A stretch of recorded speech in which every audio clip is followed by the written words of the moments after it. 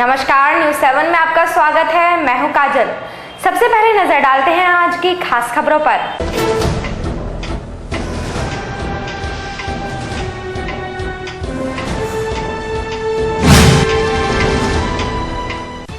कांग्रेस की 27 साल यूपी बेहाल बस यात्रा पहुंची मुजफ्फरनगर। मुख्य अतिथि के रूप में पहुंची मुख्यमंत्री पद की उम्मीदवार शीला दीक्षित। बृहस्पतिवार की रात्रि मेरठ रोड पर पलटी यूपी रोडवेज की बस, दर्जनों यात्री हुए घायल, जिला अस्पताल में कराया भर्ती।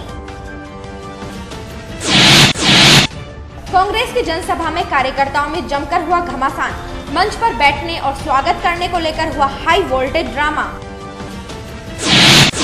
मुजफ्फरनगर पहुंचे महामंडलेश्वर राज राजेश्वरन जी महाराज का भाजपा नेत्री मालती शर्मा के आवास पर हुआ जोरदार स्वागत। भूमि घोटाले के आरोपी जय भगवान अग्रवाल ने कहा कि उनके खिलाफ रची गई थी साजिश, भू माफियाओं ने कराए अधिकारियों के साथ मिलकर मुकदमे दर्ज। गांव संधावली में प्राइमरी और जूनियर स्कूल में विकास कार्य करने वाले ग्राम प्रधान कीर्तन सिंह को जिलाधिकारी दिनेश कुमार सिंह ने किया सम्मानित। फ्रेंड्स वेलफेयर एसोसिएशन द्वारा ईद मिलन के अवसर पर आयोजित किया गया मुशायरा, शायरों ने कौमी एकता पर किए नगमे पेश। विकास भवन में आयोजित हुई भारतीय किसान यूनियन व रेलवे के अधिकारियों के साथ बैठक, भूमि अधिग्रहण में वृक्ष मूल्यांकन का उठाया मुद्दा। श्री राधे राधे परिवार द्वारा बालाजी धाम से निकाली 101 महिलाओं ने कलश यात्रा, बैंड बाजों के साथ पहुंची कथा स्थल पर। आंगनवाड़ी कर्मचारियों ने 5 सूत्रीय मांगों को लेकर कलेक्ट्रेट प्रांगण में शुरू किया अनिश्चितकालीन धरना। प्रदेश में महिलाओं के साथ बढ़ती आपराधिक घटनाओं के विरोध में अखिल भारतीय हिंदू क्रांति दल ने जिलाधिकारी को सौंपा ज्ञापन।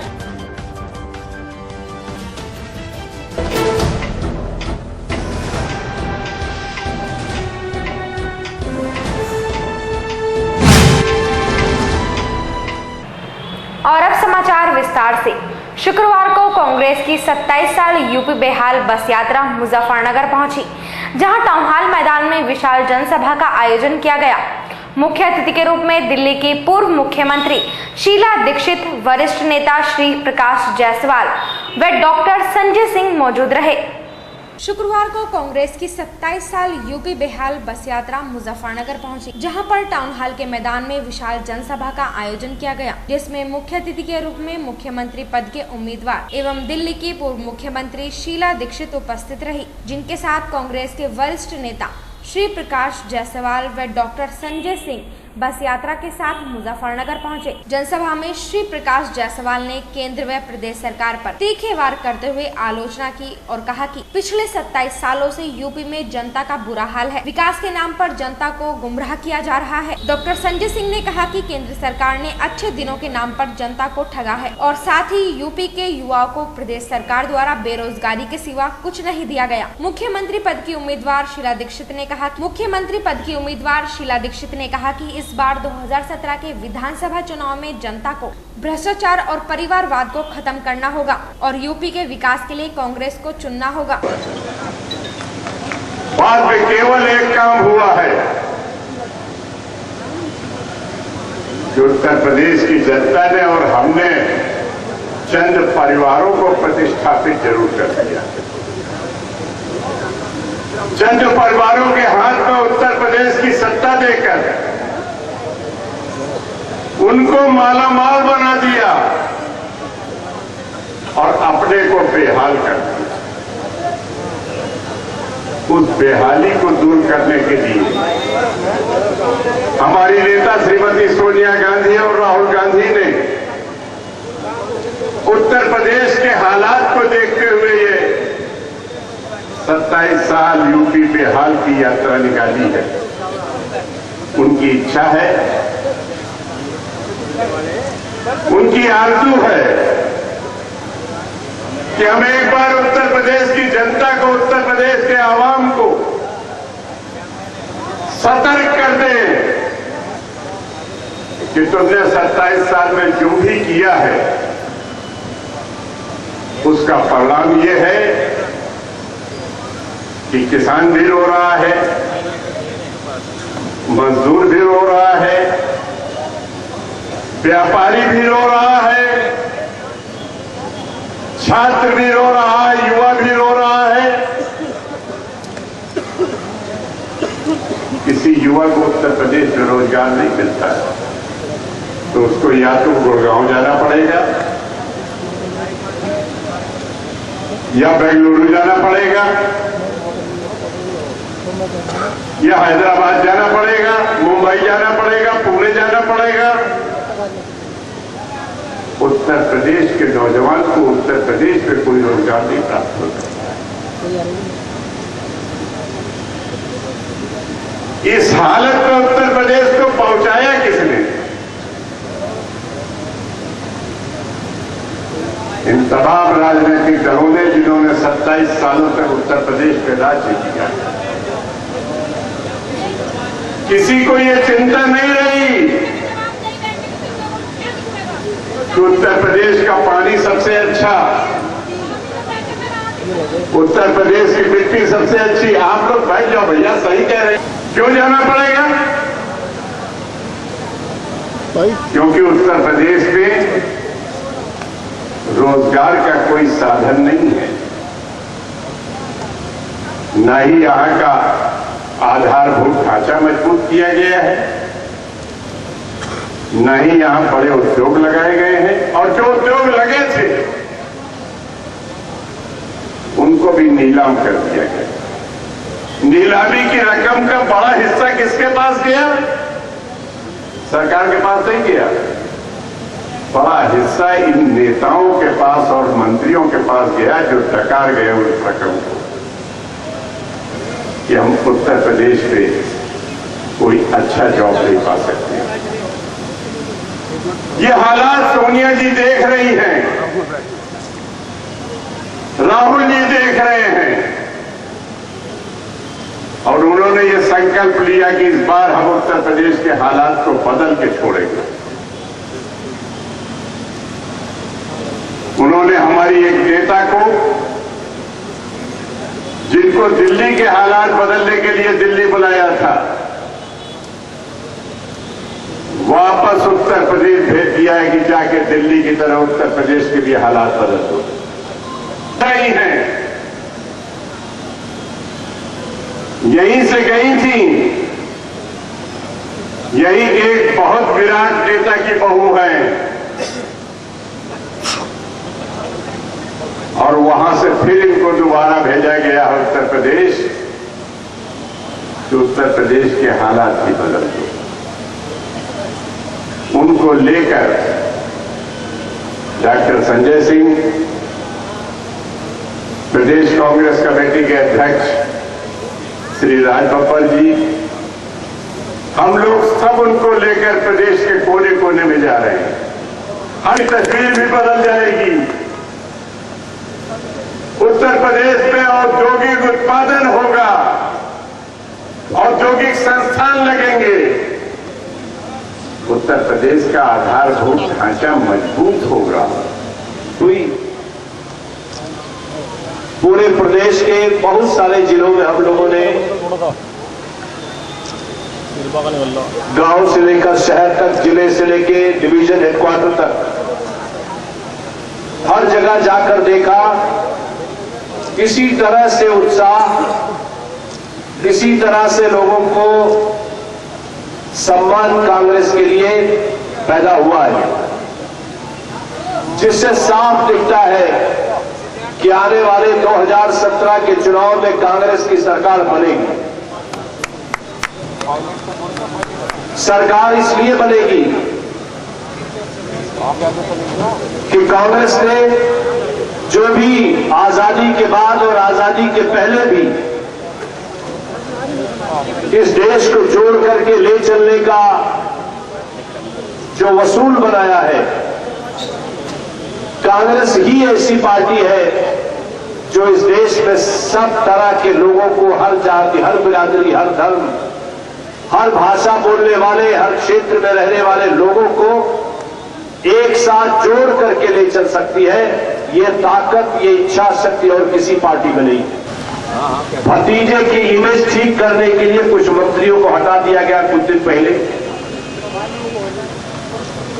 और समाजवादी पार्टी की अमर कथा अलग से चल रही है।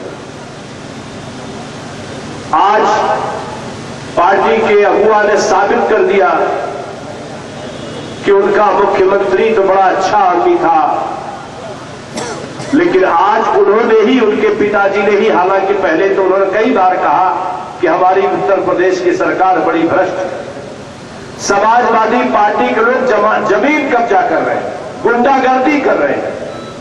उन्हीं के छोटे भाई ने कहा हम इस्तीफा देने जा रहे हैं। समाजवादी पार्टी के कार्यकर्ता सताए जा रहे हैं, ये उन्हीं के अपने स्टेटमेंट्स थे।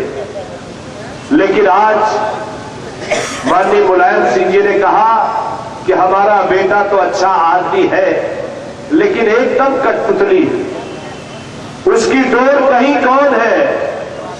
आज कहा वो केवल कठपुतली है जब उनके भ्रष्ट मंत्री जो हजारों करोड़ से जमा करके निकाले गए थे माननीय मुख्यमंत्री जी की इमेज ठीक करने के लिए, आज उन्होंने प्रूव कर दिया अखिलेश यादव केवल कठपुतली है और अपने परिवार की सरकार को गिरवी रख दिया। कांग्रेस की तरफ है माननीय शीला जी का हम सबका बहुत जोश खरोश से, उत्साह से वहाँ पर स्वागत हुआ है। जो 27 सालों में उत्तर प्रदेश का हाल बेहाल हुआ, उसमें सपा बसपा भाजपा सबके मिश्र रूप की वजह से आज जनता ये फैसला ले रही है और कांग्रेस के 60 साल के इस देश में जो जनता का फेथ रहा, इस वजह से जो भी काम हुआ है देश में जनता का, किसी भी तरह का विकास का, किसी भी तरह के जनता के हित का, वो सब कांग्रेस के द्वारा हुआ है। आज श्रीमती शीला दीक्षित हमारी कांग्रेस की उम्मीदवार हैं, ऐसा श्रीमती सोनिया गांधी और राहुल जी का फैसला है, क्योंकि उन्होंने 15 साल में दिल्ली का कायाकल्प किया। वहाँ पर पानी, बिजली, सड़क और कोई भी अंतर्राष्ट्रीय स्तर की सुविधाएं नहीं थी जो इन्होंने मुहैया कराई हैं। आज यही वजह है कि उनके विकास के एजेंडे को देखकर इसी तरह से आज जो सपा बसपा भाजपा का मिसरूल है, जनता का ऐसा फैसला लगता है, हम विश्वास करके चलते हैं आने वाले समय में 17 में कांग्रेस की सरकार होगी। ये तमाम सारी जो मिसरूल करने वाली पार्टियां हैं, इनका कोई नामो निशान नहीं होगा। अच्छा, प्रदेश में जो अभी जो आपने कहा था बंदर बाट हो रही है, मैं जो भाषण में कहा कि जो तमाम 2 भ्रष्ट मंत्री हटाए गए थे, जिनके खिलाफ हजारों करोड़ के मामले हैं, जिनका लोकायुक्त सीबीआई सब में जांच पेंडिंग है, माननीय मुख्यमंत्री जी ने अपनी इमेज सुधारने के लिए उनको हटाया था। लेकिन अभी जो उनके आपसी पारिवारिक झगड़े की वजह से जो मुलायम सिंह जी का आज सुबह का अंतिम स्टेटमेंट है, अगर मैं समझता हूँ कि उन्होंने कहा कि हमारे परिवार में शांति है और जो मंत्री हटाए गए थे उनकी यथास्थिति बरकरार होगी। अगर ऐसा सही है तो इसका मतलब मुख्यमंत्री जी सिर्फ कठपुतली हैं और उनको अपने कॉन्स्टिट्यूशनल मुख्यमंत्री के इस पद से त्यागपत्र इस बात के लिए देना चाहिए कि अगर उनकी चल नहीं रही है और सरकार की छवि बनाने के उनके प्रयास को समाजवादी पार्टी नहीं स्वीकार करती, तो मैं समझता हूं उनको पद में से हट जाना चाहिए। सर, मानना है कि केवल 2 ही भ्रष्ट मंत्री है उत्तर प्रदेश सरकार में।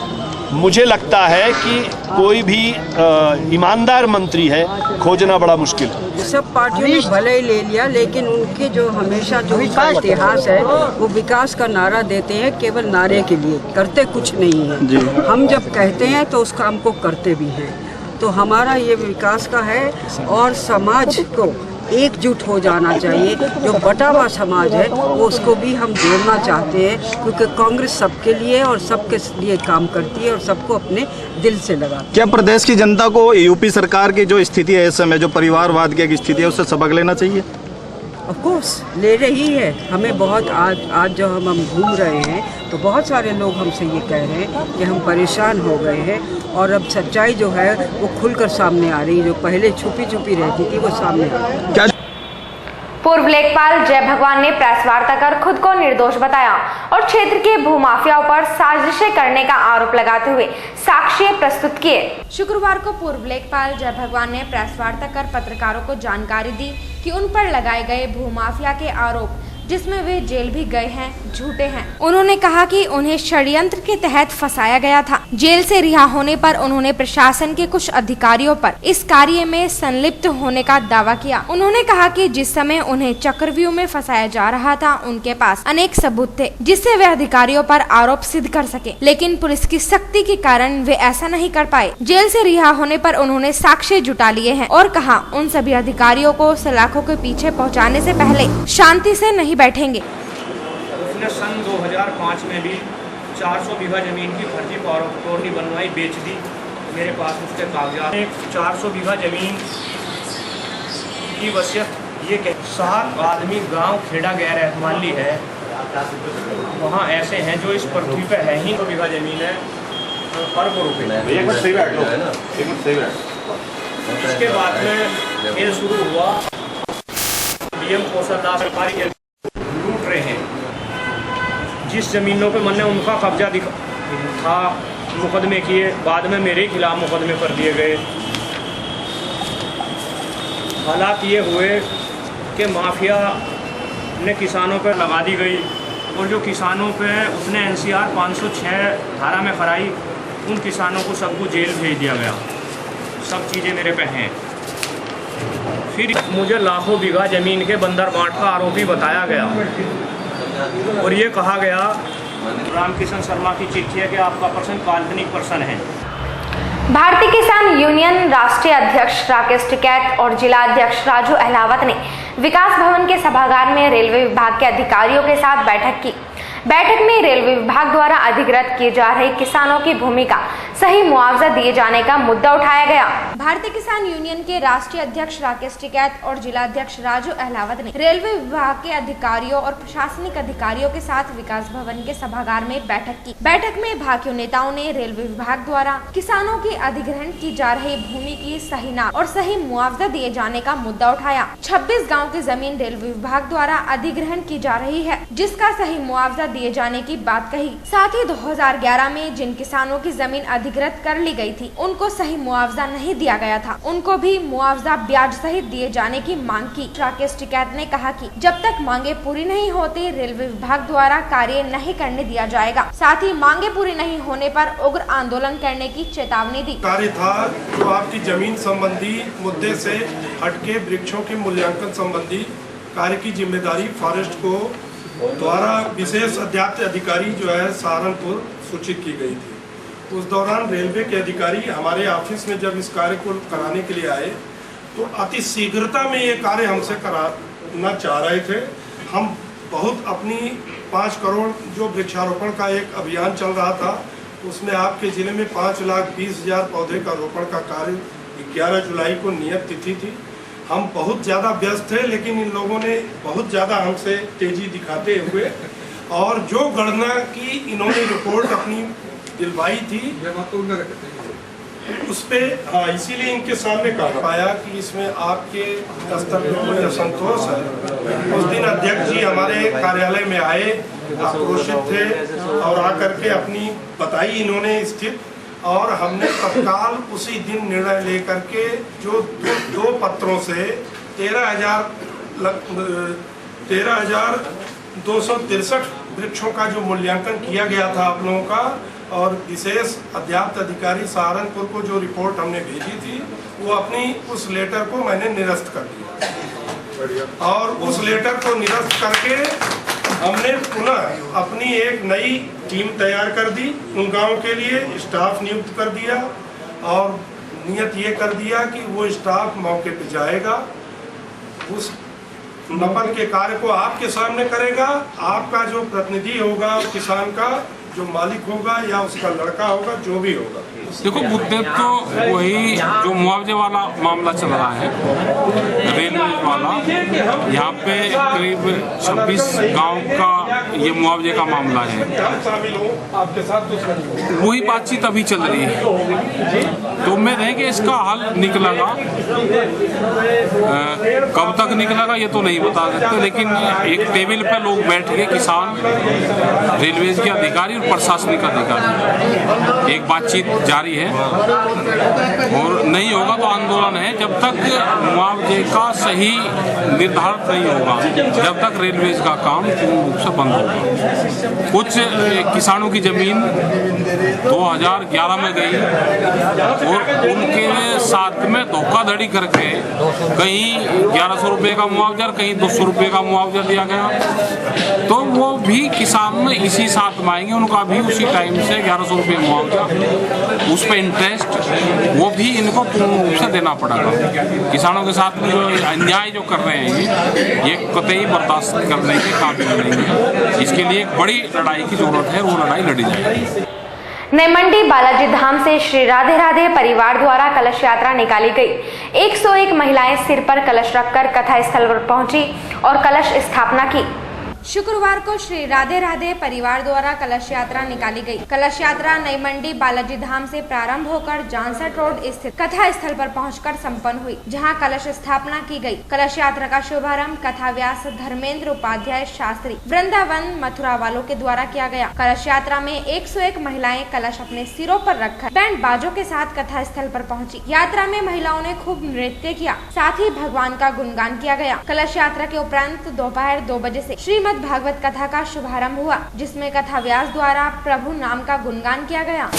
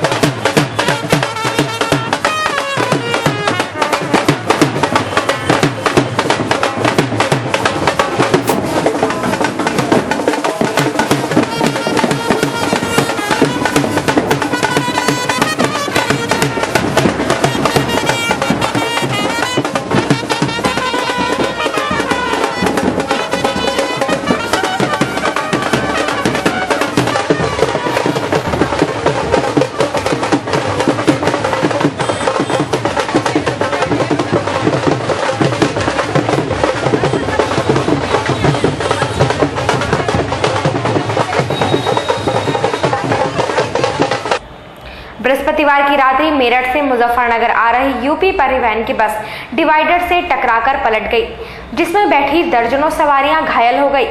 घायलों को जिला चिकित्सालय में भर्ती कराया गया। बृहस्पतिवार की देर रात्रि मुजफ्फरनगर रोडवेज की बस मेरठ से मुजफ्फरनगर के लिए आ रही थी। बस में लगभग 30 सवारी थी। बस जब राणा हाउस के पास पहुंची तो वह अनियंत्रित होकर डिवाइडर से टकरा गई, जिसके चलते बस पलट गई। बस पलटते ही वहां अफरा तफरी मच गई। आसपास के लोग मौके पर एकत्रित हो गए और बस में फंसे लोगों को बाहर निकाला। घटना की सूचना मिलते ही वहलना चौकी प्रभारी वीरेंद्र कसाना भी मौके पर पहुंच गए और लोगों की मदद से घायलों को बस से बाहर निकालकर पास के ही चिकित्सालय में भर्ती कराया। घटना की सूचना मिलने पर सीओसीटी डॉक्टर तेजवीर सिंह, शहर कोतवाल चमन सिंह चावड़ा अपनी टीम के साथ मौके पर पहुंच गए। बस पलटने से उसमें सवार लगभग 25 लोग घायल हो गए। आधा दर्जन लोगों को अधिक चोटें आई हैं। जिन्हें उपचार के लिए अस्पताल में भर्ती कराया गया। घटना की सूचना पर पुलिस के आला अधिकारी मौके पर पहुंच गए।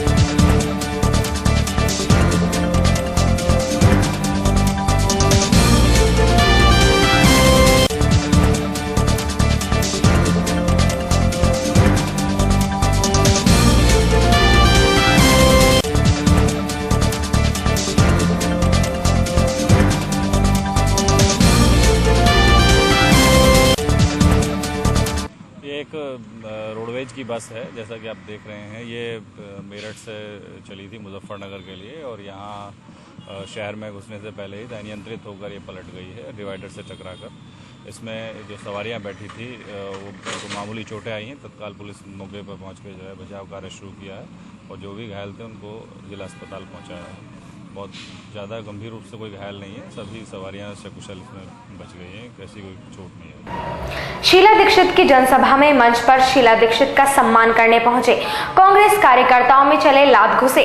काफी देर तक चला हाई वोल्टेज ड्रामा। शुक्रवार को कांग्रेस की जनसभा में कार्यकर्ताओं में घमासान हो गया, जिसमें मंच पर बैठने को लेकर युवा कार्यकर्ताओं के दो गुटों में जमकर मारपीट हुई, जिसमें मुख्यमंत्री पद की उम्मीदवार शीला दीक्षित जब मंच पर पहुंची तो मंच पर मुख्य अतिथि का स्वागत करने व मंच पर स्थान देने को लेकर जमकर लात घुसे चले। यह ड्रामा काफी देर तक चलता रहा, जिसके बाद पुलिस ने आकर मामला शांत कराया और हंगामा कर रहे एक कार्यकर्ता को गिरफ्तार कर लिया।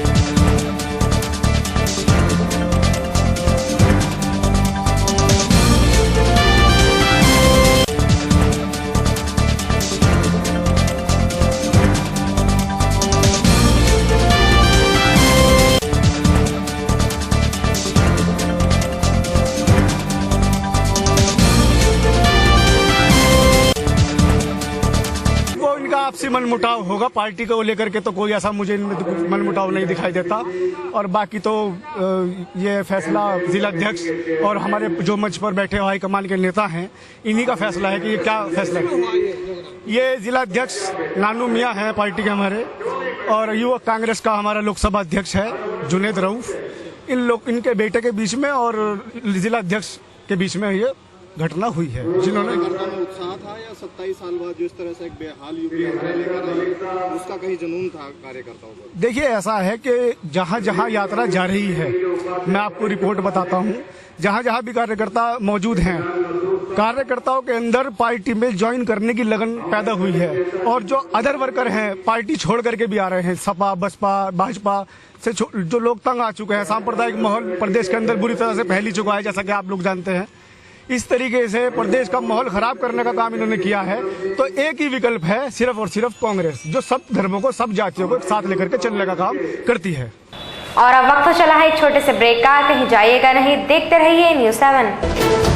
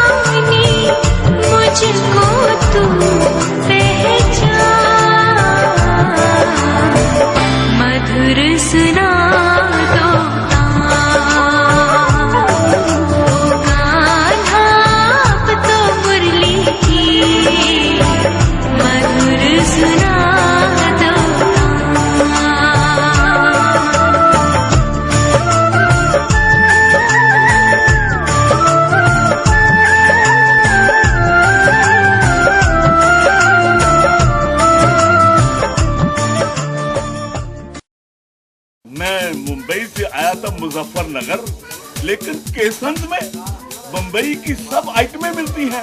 जवाब नहीं केसंद का। फैंसी ड्रेसेस लेने हो तो चले आना तुम, दुनिया भर की वैरायटी यहाँ पाना तुम। केसंस नहीं भूल जाना तुम, केसंस हो केसंस। केसंस लाए हैं पार्टी वियर की exclusive range, gents wear, coat, pants, wedding suits, sherwani एवं सभी आकर्षक कपड़े। Kesons a family wear showroom, Bhagat Singh road, Muzaffarnagar. Fancy dresses लेने हो तो चले आना तुम, दुनिया भर की वैरायटी यहाँ पाना तुम। केसंस नहीं भूल जाना तुम। Kesons a family wear showroom, Bhagat Singh road, Muzaffarnagar. ना समझ कौन, आप या बच्चा? संतान चाहते हो लेकिन कराते हो अल्ट्रासाउंड, सेहत चाहते हो लेकिन पिलाते हो कोक, संस्कार चाहते हो लेकिन दिखाते हो सीरियल, स्कूल चाहते हो लेकिन ढूंढते हो एसी, शिक्षा चाहते हो लेकिन दिलाते हो मोबाइल। महंगी फीस और ट्यूशन से आपका स्टैंडर्ड नहीं बढ़ता। समझदार बनो, नाम कटाकर आज ही आओ। समय से कीमती कुछ नहीं। शिक्षा कहाँ, कैसे, किससे मिलेगी आप नहीं जानते तो आइए।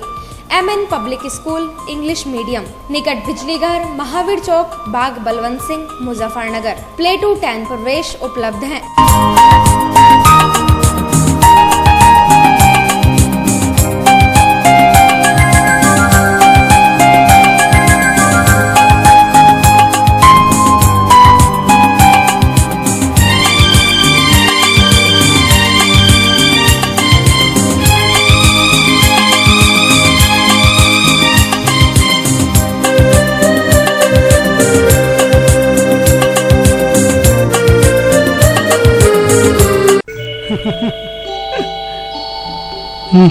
बोलो। क्या तुम मुझसे प्यार नहीं करते? करता हूँ। तो शादी कब करोगे? मैं तुमसे शादी नहीं कर सकता। आखिर क्यों, मुझे बताओ।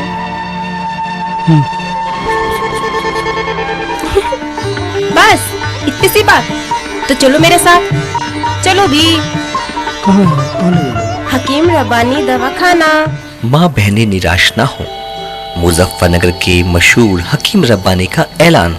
जाओ चाहे जिधर, मायूस होकर आना होगा इधर। देसी जड़ी बूटियों के द्वारा स्त्री पुरुषों के अनेक रोगों, एलर्जी, दमा, शराब छुड़ाना, मोटापा घटाना या बढ़ाना, गुर्दे एवं मसानों की पथरी, खूनी व बादी बवासीर, सर दर्द, शरीर दर्द एवं पुराने से पुराने खांसी जैसी अनेक बीमारियों के पक्के इलाज के लिए आइए हकीम रब्बानी दवाखाना, फक्कर शाह चौक, काला बार की टंकी, मुजफ्फरनगर। हकीम रब्बानी दवाखाना।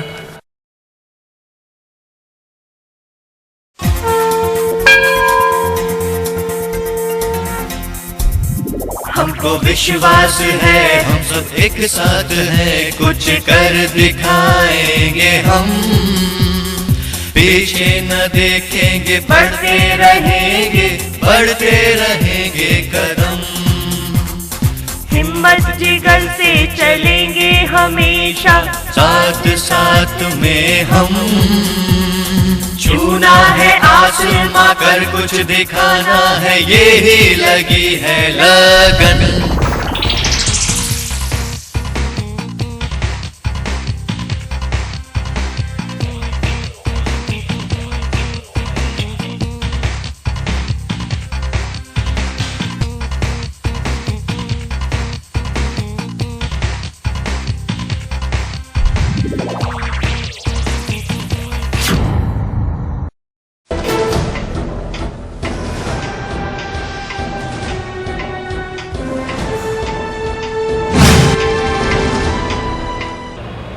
ब्रेक के बाद आपका स्वागत है। गांव में विकास कार्य करने पर गांव संधावली प्रधान कीर्तन सिंह को जिलाधिकारी दिनेश कुमार सिंह ने अपने कार्यालय पर बुलाकर बुके भेंट कर सम्मानित किया। जिलाधिकारी ने कीर्तन सिंह द्वारा किए गए विकास कार्यों की खूब सराहना की। जिलाधिकारी दिनेश कुमार सिंह ने बृहस्पतिवार को गांव संधावली का निरीक्षण किया था, जहां ग्राम प्रधान कीर्तन सिंह द्वारा जूनियर प्राइमरी विद्यालयों में शिक्षा और साफ सफाई के लिए कार्य कराए गए हैं, जिसकी जिलाधिकारी ने खूब सराहना की। गांव में प्रदेश सरकार द्वारा चलाई जा रही प्रत्येक योजना का लाभ ग्रामीणों तक पहुंचाया जा रहा है। गांव संधावली में तेज गति से ग्राम प्रधान द्वारा कार्य कराए जाने से खुश होकर संधावली ग्राम प्रधान कीर्तन सिंह की प्रशंसा करते हुए उनको जिला स्तर पर सम्मानित करने के लिए जिलाधिकारी ने उनको अपने कार्यालय पर बुलाया, फूल माला और बुके भेंट कर सम्मानित किया। साथ ही सभी ग्राम प्रधानों से अपने अपने गाँव में विकास कार्य करने की बात कही। ग्राम प्रधान कीर्तन सिंह ने आगे भी अपने गांव में विकास कार्य करने और सरकार की सभी योजनाओं को गांव में सबसे पहले ग्रामीणों तक पहुंचाने का संकल्प लिया। क्योंकि स्कूल में जब मैं बैठा था तो वहाँ इन्होंने बहुत अच्छी व्यवस्था की है। स्कूल को साफ सुथरा सुंदर तो बना ही दिया है, पूरी जो कच्चा पोर्शन था उसमें रंगीन टाइल्स लगा करके उसको सुंदर किया, 12-12 फीट पेड़ लगा दिए हैं और ये लगातार टॉयलेट बनवा रहे हैं, सारे काम कर रहे हैं, खेल कूद का इंतजाम कर रहे हैं। तो उसको देख करके मैं प्रसन्न होकर के मैंने इनसे कहा था मैं चाहता हूँ आप जैसे प्रधानों का सम्मान हो जिला स्तर पर। तो आज इनको मैंने बुलाया था, जैसे साहब हम दोनों लोगों ने इनको माला पहना के बुके देकर सम्मानित किया है और इन्होंने संकल्प लिया है कि विकास की गंगा बना दूंगा। तो मैं इनसे उम्मीद करूंगा 1-2 महीने बाद के गाँव फिर जाऊँगा और देखूंगा गाँव में और क्या क्या सुधार किए और सारे प्रधानों से मैं अपील करूँगा गाँव में अपने जो है लग करके विकास करें। गाँव में अपने प्राइमरी स्कूल में, जूनियर स्कूल में अपने इंटरलॉकिंग कार्य और वृक्षारोपण, खेल कूद का मैदान बहुत अच्छे तरीके से बनाया है, इसलिए डीएम साहब ने मुझे सम्मानित किया है। और मेरा आगे भी यही मन है कि अपने गांव में सरकार से जितनी भी योजनाएं हैं, चाहे वो वृद्धा पेंशन हो या विधवा पेंशन हो, पारिवारिक लाभ हो, अपने गांव में विकास की गंगा बहा दूँगा। सरकार से जितनी भी योजनाएं आएंगी सबसे पहले मैं उसे अपने गांव में दिलवाने का प्रयास करूँगा।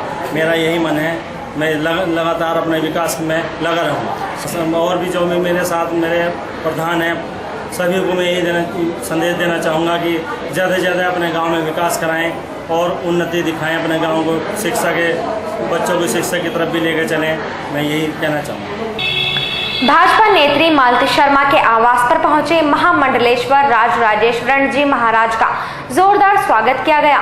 महाराज जी ने कहा कि धर्म आचरण का विषय है, भाषण का नहीं। महामंडलेश्वर राज राजेश्वर जी मुजफ्फरनगर के भाजपा नेत्री मालती शर्मा के आवास पर पहुंचे, जहां उनका जोरदार स्वागत किया गया, जहां उन्होंने पत्रकारों से प्रेस वार्ता की। प्रेस वार्ता में हिंदू धर्म को बढ़ावा देने पर जोर दिया, हिंदुत्व के प्रचार प्रसार पर जोर दिया। साथ ही कहा कि गौ हत्या पर कठोर कानून बनाए जाने पर कार्य किया जा रहा है, जिससे गौ हत्या पर अंकुश लगाया जा सकेगा। युवाओं के गलत रास्ते पर जाने का सबसे बड़ा कारण उन्होंने सोशल मीडिया को बताया। उन्होंने कहा कि युवाओं को सोशल मीडिया की जगह वेद पुराण का ज्ञान होना चाहिए। धर्म के विषय पर बोलते हुए उन्होंने कहा कि धर्म आचरण का विषय है, यह भाषण का विषय नहीं है। लॉ कंपनी बनने लगी, अपराध भी बढ़ने लगे। लेकिन जितने जितने धर्म के कार्यक्रम बढ़े उतना धर्म नहीं बढ़ा। और आपकी आर्य शब्द को भी यदि मैं प्रयोग कर दूँ तो कोई दिक्कत नहीं है कि धर्म घटा। क्यों? क्योंकि धर्म जो है वो क्रिया की वस्तु है। धर्म आचरण का विषय है, धर्म भाषण का विषय है। सत्यम बल ये आचरण का विषय है, धर्मम च ये आचरण का विषय है, ये भाषण का विषय नहीं है। इसलिए जो धर्म के अनुष्ठान पड़े हैं, कर्मकांड पड़े हैं, धर्म के प्रति जो लोगों में एक भावना है। अभी मैं शुभकाल से आ रहा हूँ और कम से कम 20 पैसे के भाव जगह जगह बड़े बड़े साधु महात्मा संत समागम कर रहे हैं, लेकिन धर्म उतनी मात्रा में बढ़ नहीं रहा, उतनी मात्रा में प्रगाढ़ नहीं हो रहा जितनी मात्रा में होना चाहिए। इसलिए कि धर्म में जो है कहीं ना कहीं जो क्रिया है वो नहीं है। हम लोग ये कहते तो हैं सिया राम में सब जग जानी, और जब घर में रसगुल्ला आता है तो अपने बेटे को खिलाते हैं, नौकर को रात की रोटी देते हैं।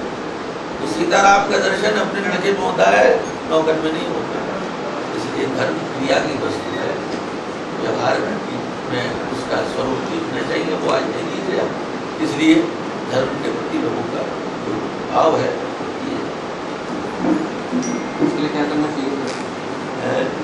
जो धर्म जैसे लोग हैं उनको और कड़ाई से मैदान में जाना पड़ेगा, नहीं तो जो अधार्मिक बहुत सारे लोग हैं शास्त्र और धर्म को जाने में धर्म की बातें कर रहे हैं, वो समझ में जाकर जाते हैं। फ्रेंड्स वेलफेयर एसोसिएशन द्वारा ईद मिलन के उपलक्ष्य में मुशायरे का आयोजन किया गया। नामी शायरों ने अपने नगमों से मुशायरे में समा बांधा। फ्रेंड्स वेलफेयर एसोसिएशन द्वारा ईद मिलन समारोह आयोजित किया गया। इस अवसर पर ईद मिलन अजीमुन शान मुशायरे का आयोजन किया गया, जिसमें समाज के गणमान्य लोगों ने शिरकत की। मुशायरे में शायरों ने अपनी गजलों और नगमों से दर्शकों का मनोरंजन किया। मुशायरे में सभी ने शायरों द्वारा प्रस्तुत की गई गजलों और नगमों की खूब तालियां बजाकर सराहना की। सभी ने एक दूसरे को ईद की बधाई दी, साथ ही आपसी भाईचारा और सौहार्द कायम रखने की अपील की।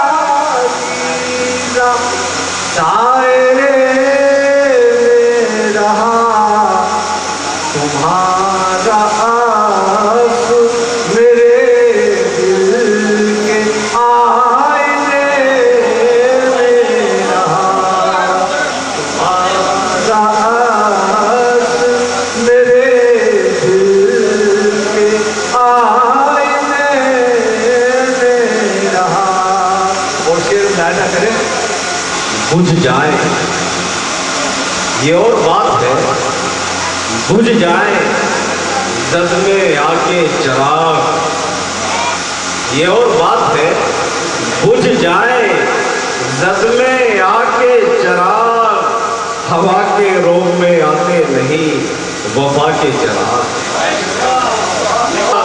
हवा के रोग में आते नहीं वफा के चिराग, और हवा की साजिशें शामिल थी घर जलाने में।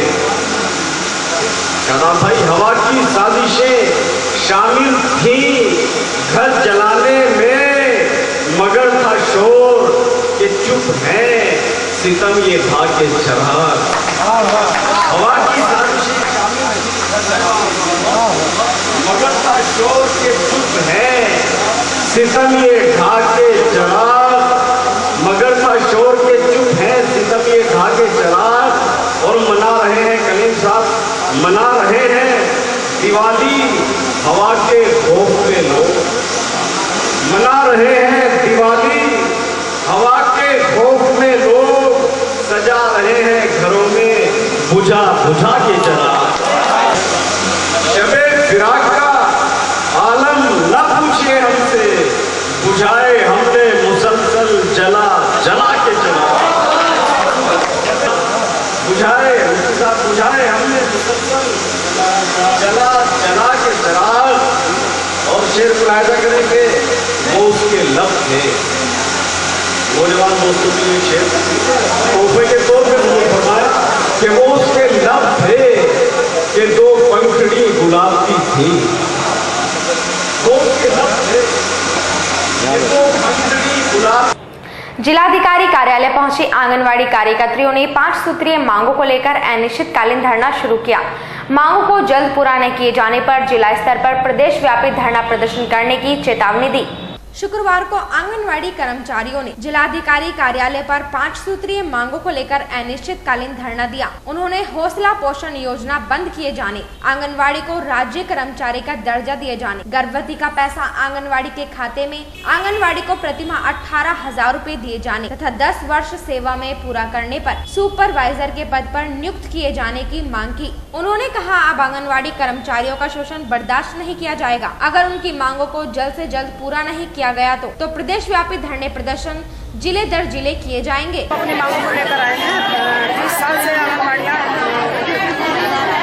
बाल विकास परियोजना में प्रदेश में कार्य कर रही हैं और आंगनवाड़ियों को 3,000 रुपये मानदेय मिलता है।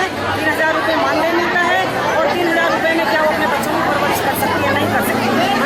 एक समय था जब आंगनवाड़ियों के पास कार्य बहुत कम था, आज की तारीख में आंगनवाड़ियों के पास बहुत इतना कार्य है कि वह 18,000 रुपये भी अपना कार्य मुश्किल कर पाएंगे। क्या चाहते हो? और हम ये चाहते हैं कि हमको राज्य कर्मचारी घोषित किया जाए, क्योंकि राज्य के संबंधित हमारी आंगनवाड़ियों को सभी कार्य किए जाते हैं, जैसे जनगणना का, पल्स पोलियो का, BLO का और सभी राशन कार्डों का सभी कार्य आंगनवाड़ियों से किए जाते हैं। जब सरकार को ये पता है कि सभी कार्य आंगनवाड़ियाँ करती हैं तो सरकार राज्य कर्मचारी घोषित क्यों नहीं करती?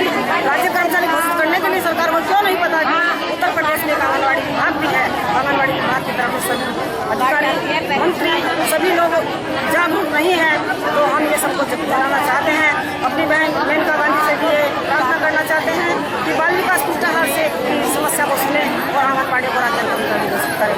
जब तक राज्य कर्मचारी घोषित ना हो तब तक हमारा उत्तर प्रदेश सरकार से यह निवेदन है मुख्यमंत्री से कि हमको 18,000 रुपये हमारा मानदेय करें। जब मुख्यमंत्री 2012 में मुख्यमंत्री बने थे, रेलवे स्टेडियम में उन्होंने घोषणा की थी, हमारे घोषणा की थी कि हम जो है सभी आंगनवाड़ियों का 300 रुपये प्रतिदिन के हिसाब से मानदेय वसूली करेंगे। लेकिन मुख्यमंत्री अपनी बात पर अटल आंगनवाड़ियों के प्रति नहीं रहे। सभी गरीब जनता को खूब चेक दे रहे हैं, पूरा पैसा दे रहे हैं, लेकिन आंगनवाड़ी कोई मांग नहीं कर। अखिल भारतीय हिंदू क्रांति दल के कार्यकर्ताओं ने प्रदेश में महिलाओं के साथ हो रही छेड़छाड़ जैसी घटनाओं के विरोध में 5 सूत्रीय ज्ञापन राज्यपाल के नाम जिलाधिकारी को सौंपा। शुक्रवार को अखिल भारतीय हिंदू क्रांति दल के कार्यकर्ताओं ने प्रदेश में महिलाओं और छात्राओं के साथ हो रही छेड़छाड़ जैसी घटनाओं के विरोध में 5 सूत्रीय मांग पत्र राज्यपाल जी के नाम जिलाधिकारी को सौंपा, जिसमें स्कूल कॉलेज जाने वाली लड़कियों की सुरक्षा में महिला पुलिस कर्मियों की तैनाती किए जाने, शहर के मुख्य चौराहों, बाजारों की दीवारों पर अश्लील पोस्टरों को हटवाए जाने, रामलीला महोत्सव एवं नवरात्रों के दौरान धार्मिक स्थलों के पास से मांस एवं शराब की बिक्री बंद किए जाने की मांग की है। आज हमने डीएम साहब को एक ज्ञापन दिया है, जिसमें स्कूल कॉलेजों में जो लड़के जाती हैं उनका बहुत छेड़छाड़ होती है। शहर के अंदर उनका स्कूल कॉलेजों में जाना दुर्भर हो गया है। दूसरी बात, शहर के अंदर फिल्मी पोस्टर इतने लगे हुए हैं जो अश्लील तरह के हैं, जो समाज में गलत मैसेज दे रहे हैं। तीसरी बात कि जो लड़के बाइकों पे 3-3 4-4 बैठ के फिल्म स्टंट दिखाते हैं, जिस कारण से समाज में माहौल ख़राब होता है, प्लस दुर्घटनाएं होती हैं, वे दिखाने बंद होनी चाहिए। चौथी कि जो आने वाले टाइम में रामलीला का समय आ रहा है, नवरात्रे आ रहे हैं, उस दौरान धार्मिक यात्राएं निकलती हैं, उस दौरान सामाजिक यात्रा के माहौल बिगाड़ने के लिए असामाजिक तत्व उसमें विलीन होकर छेड़छाड़ करते हैं महिलाओं के साथ। ये सब चीज़ें बंद होनी चाहिए। डीएम साहब को हमने ज्ञापन इसलिए दिया है। न्यूज़ 7 में आज बस इतना ही। दमदार खबरों के साथ हम फिर होंगे हाजिर। तब तक के लिए दीजिए हमें इजाजत। नमस्कार।